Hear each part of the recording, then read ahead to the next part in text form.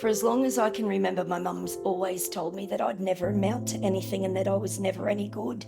And that really stuck with me growing up.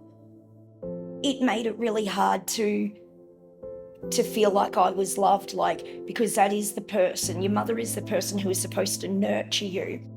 It really made it hard to believe in myself. So it just really felt like I was not loved at all.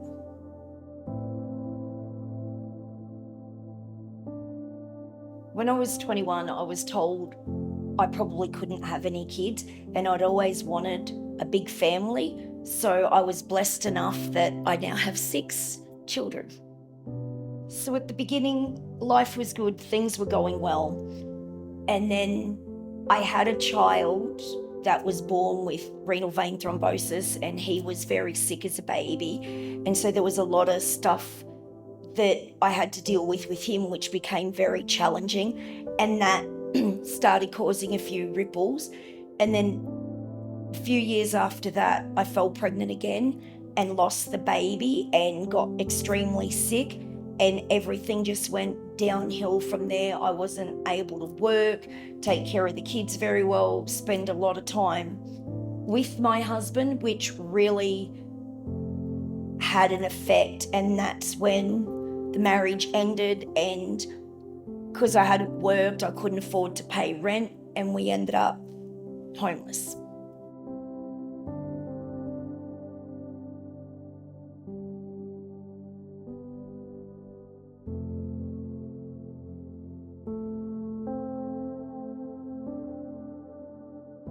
I had 2 beautiful border collies called Rocky and Gypsy, and unfortunately when we became homeless,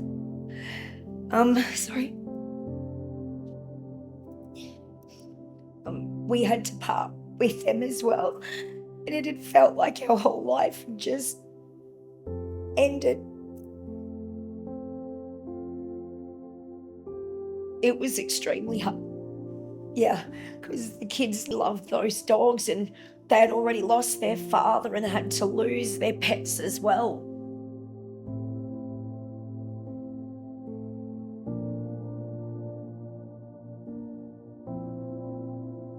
I was confused, hurt, just trying to survive physically and mentally, because I was so sick that it was taking every day just to get out of bed and survive. I just tried to just get them through every day and let them know that this will not be a permanent thing, and when we're settled, we can get a new dog, that this will not be a forever thing, because I will make sure that it is not. I had to let them know that I had this and that we could do this. It was cold, and it didn't matter how many layers of clothes you had on, how many blankets, because it was the end of June when we moved to where we did, and it was bitterly cold, and there was just no getting warm. No matter what you did, you just could not get warm. I managed to bring a few blankets with us and a few clothes, but all our belongings were in a storage shed 5 hours away, so it wasn't like I could even go to the storage shed and collect the things that we needed, because I moved away from where I was to be closer to family, hoping I could get the support that just never came. I was still sick at the time, and my son, even though he'd come through his illness, there was always that, because he'd been born with renal vein thrombosis, which is blood clots on the kidneys, you always just had that worry that if it was too cold, were his kidneys affected? And so it was just this ongoing challenge every day. It was one of the loneliest periods of my life. It was just, there was nobody that I could talk to, nobody that I could just turn to, nowhere I could send the kids to. So with the isolation of being homeless, and I was going through such a dark period, depression, and it was just a challenge to get through every day. I was searching for rentals and just getting knocked back after knocked back and not knowing why, and you'd just come home so defeated and just not knowing what the next day was going to hold, and where it was more about where the kids would end up. Like, if something didn't change, what would happen to my children? So yeah, it's very demoralising and just feeling defeated every day, because you just, door after door is closing on you. Homelessness has no respect for who you are, how old you are, or where you come from. It just takes one thing and you no longer can afford your rent, you no longer can afford your mortgages, you just no longer have any capacity in the bank to cover whatever bills are due. And then we find so many people just don't have family support. If you don't have family support, then you just have nowhere else to turn.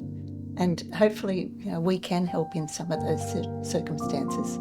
But we want to help people long term. We want to get them back on their feet. And it's very hard sometimes to be able to give people exactly what they need when they need it. As a Vincentian here, I'm privileged to learn and to meet a very wide range of people. Those people, unfortunately, suffer major social disadvantage. They've had a very rough time in life. Sometimes it's a perennial issue, or they've had a rough time right from their childhood.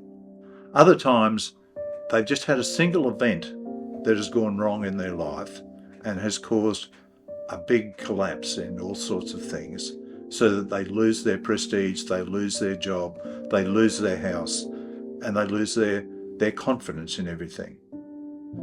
Sometimes it comes from illness. These people need our support. They need our love, they need our respect, and they need our help.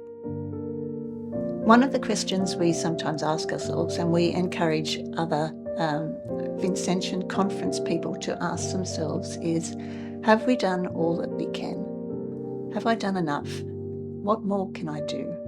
And what capacity do we have to open our hearts and our minds and think, just ask ourselves that question, can we do more?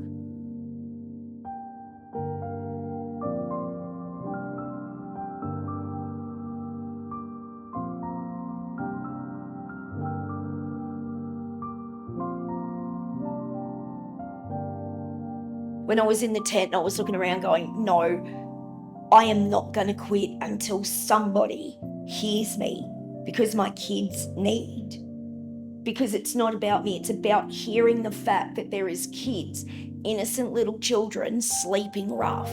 And then one day, just out of the blue, I rang St. Vinnies and just said, hey, look, is there a change? And they've gone, you know what, I picked up the phone to call you myself, because we have a house available for you. It was so overwhelming, because I think I just stood on the phone and cried, because it meant that there was hope for my children.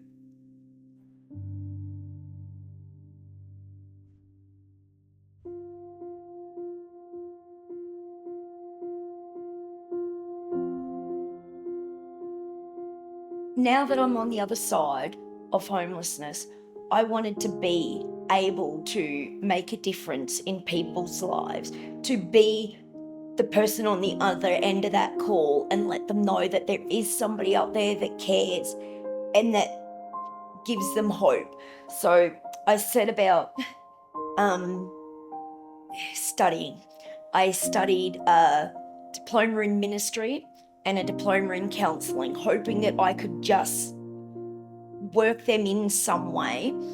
And one day, randomly, I was applying for jobs because I was working in disability at the time, and happened to apply for a few disability jobs and a job at St. Vincent de Paul, thinking, oh yeah, it'd be worth, applying for, but I'm not sure I'm qualified for it.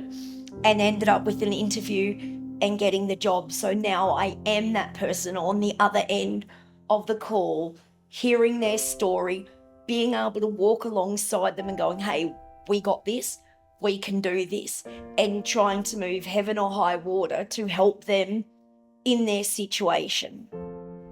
Having a roof over your head is so important for everything else in your life to be able to work properly. It gives me a sense of purpose every day, and it's taught my kids that no matter what, there is more.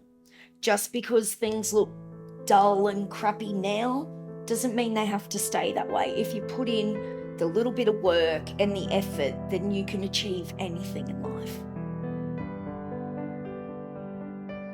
Now that I've got our home and our family in a really good place, I decided to surprise my kids for Christmas. Every year I buy them one family present.